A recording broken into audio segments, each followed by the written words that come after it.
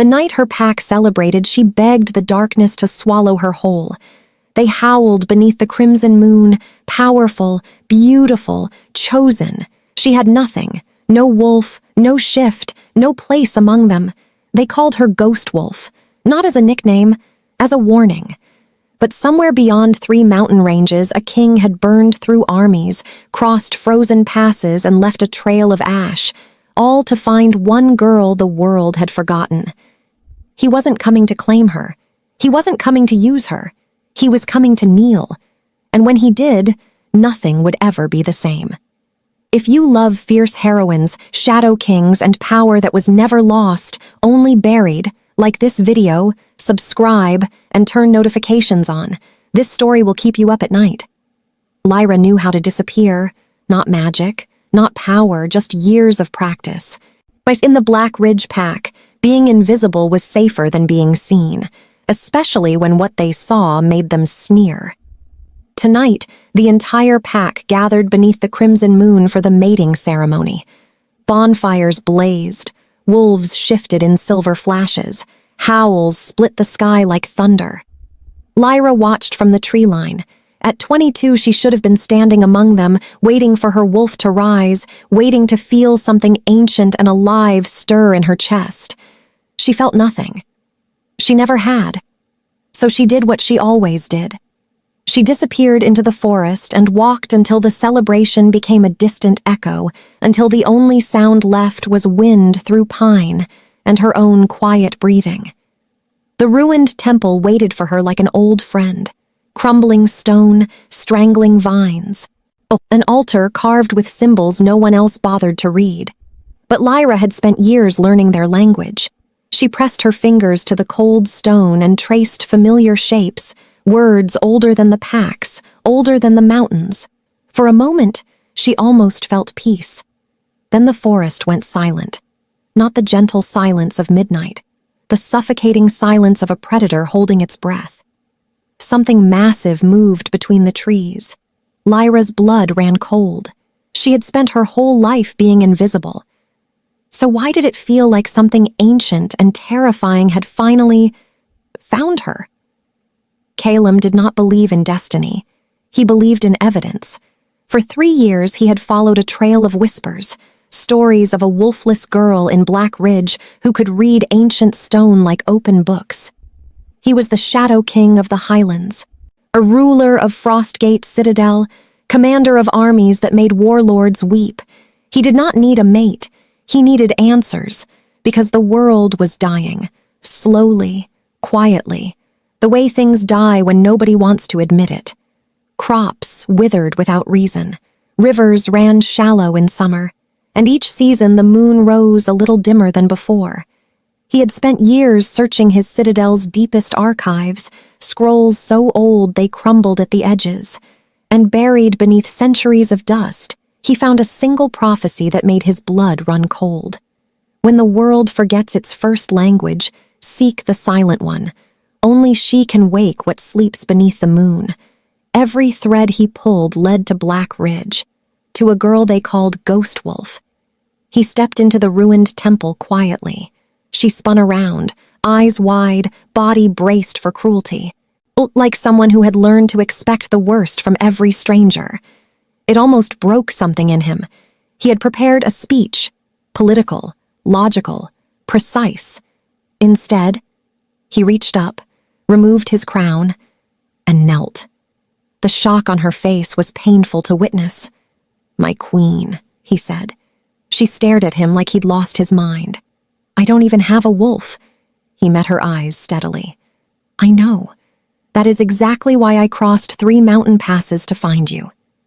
She opened her mouth to respond, but the night exploded into fire. The temple walls shuddered.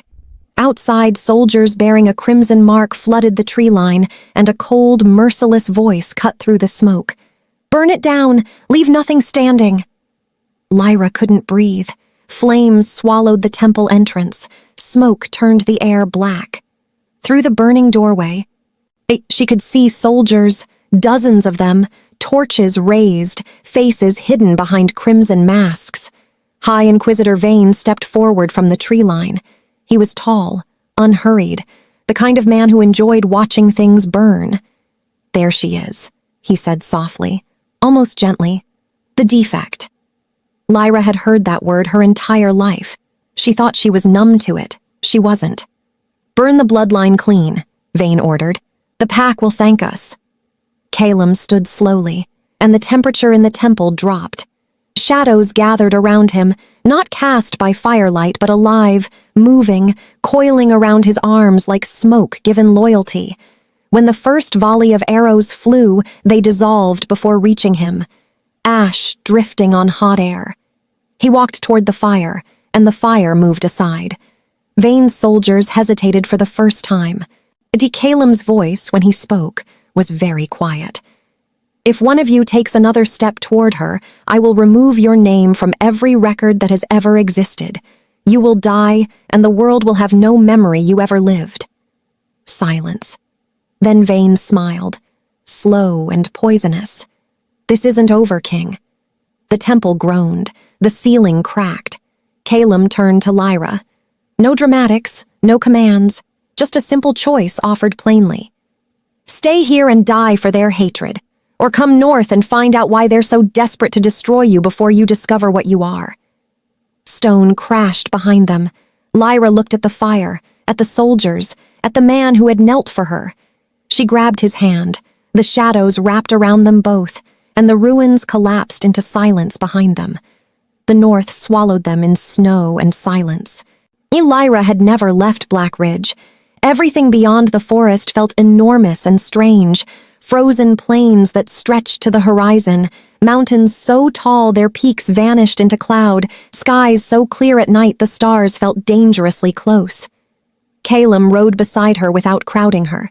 He didn't pepper her with questions, didn't explain his grand plan, just rode, patient and watchful, like he understood that she needed space before she needed answers. On the third night, camped beneath an overhang of ice-carved rock, he spoke. "You studied the ancient symbols. How long?" "Since I was 9, Lyra said. "There was nothing else to do. Nobody wanted me at training."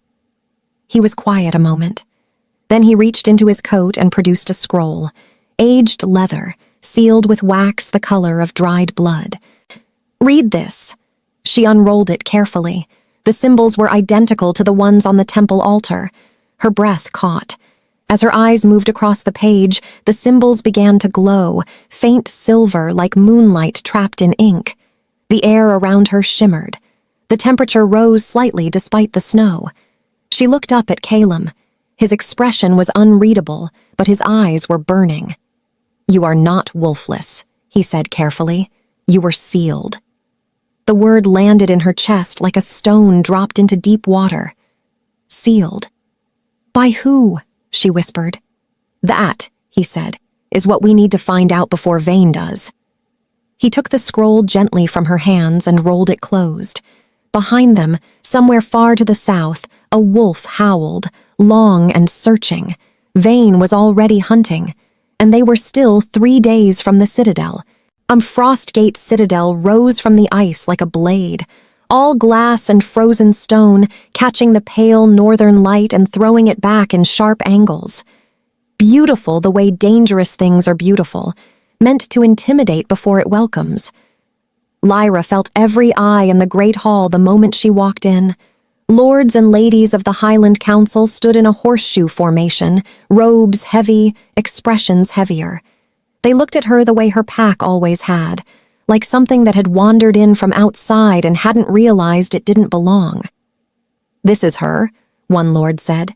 He didn't bother lowering his voice. "She cannot even shift." "She reads the silent verse," Calum replied. "Pretty words don't win wars." "She will undergo a shift trial," another council member declared. Several heads nodded. "If she cannot produce a wolf form, she has no standing here." Lyra felt the familiar shrinking begin, that old instinct to go quiet and invisible. Then she felt something else. Anger. Clean and clarifying as cold water. She stepped forward before Calum could speak for her. "I'll take the trial." The hall went very still. Calum looked at her, not alarmed. something closer to quietly proud. "You understand the consequences of failure," the First Lord said. "I've been failing by your standards my entire life," Lyra replied. "I'm used to it." Nobody laughed. Good. She wasn't joking.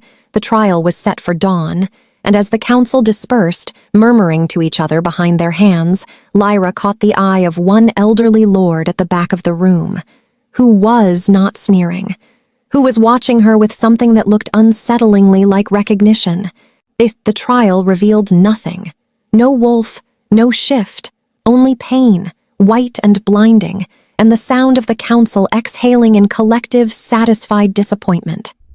But that night, alone in the Citadel's deepest chamber, Lyra found the stone. She wasn't looking for it.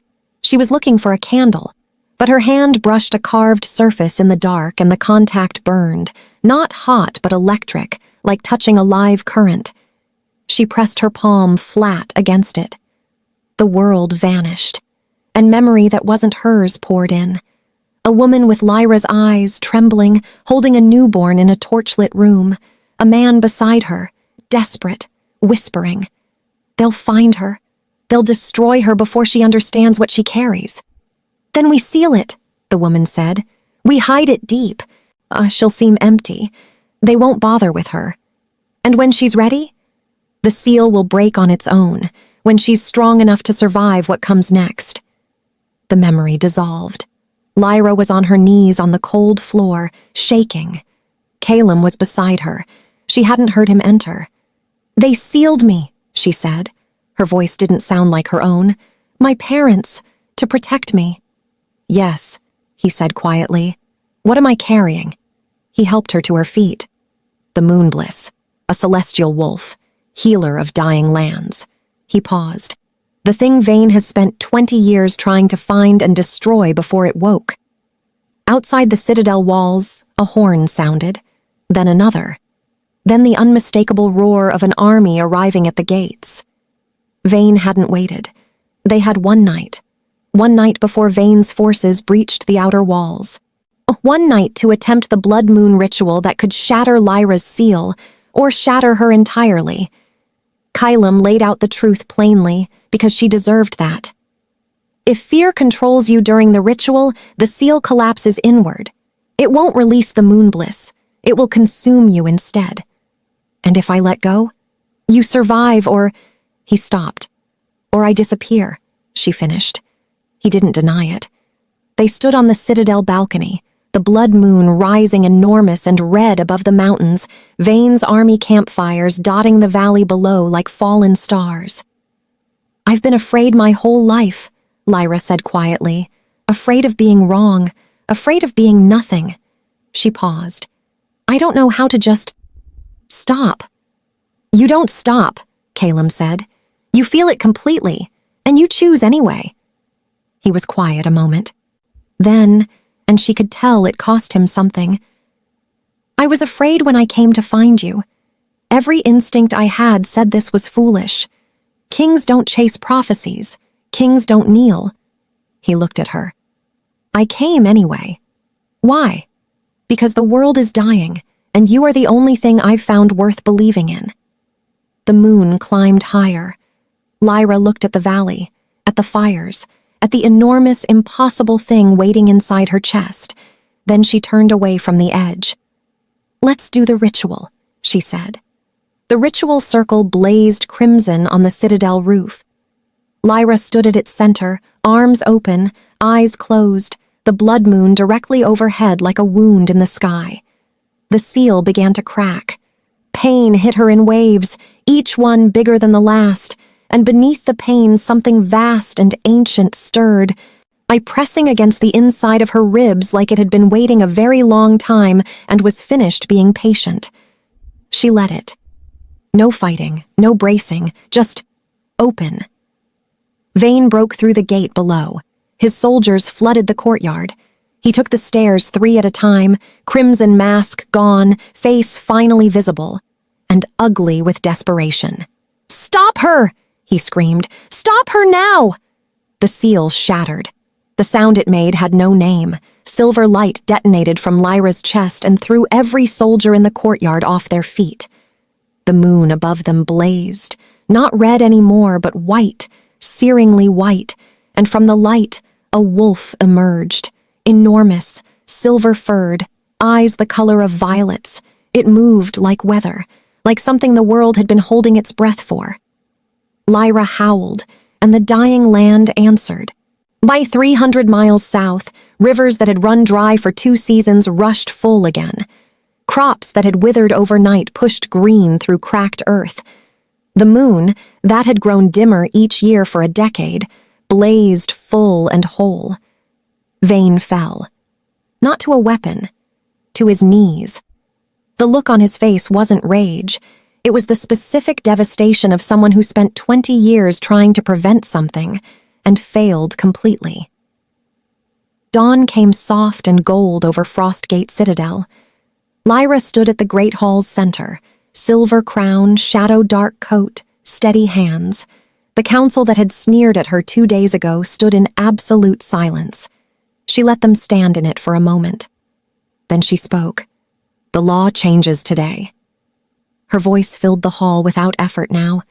Something had shifted in her, not just the wolf, but not just the power, something foundational, like she had spent 22 years walking hunched and had finally simply stood up. No wolf will ever again be judged by the shape of their power, or the timing of it, or the silence of it. The sanctuaries begin construction this week. The silent verse will be taught openly. She paused. Every child who has ever been called broken by this court is owed an apology. That starts today. The elderly lord from the back of the room, the one who had watched her with recognition on that first night, stepped forward and bowed. Others followed. Then the rest. Calum stood at the edge of the room, not on the dais, not above her, beside her, when she stepped down. "You didn't need me," he said quietly. "No," she agreed, "but I'm glad you knelt anyway." Outside, the pack wolves of Frostgate howled, not in warning, not in ceremony, in welcome. The ghost wolf was gone. She had been gone for a while, actually. It just took the world a little time to catch up. If Lyra's story moved you, if you've ever been told you were broken, too quiet, too different, this channel is for you. Like this video, subscribe, and hit the bell. The next queen's story is already coming, and she is even more dangerous than Lyra.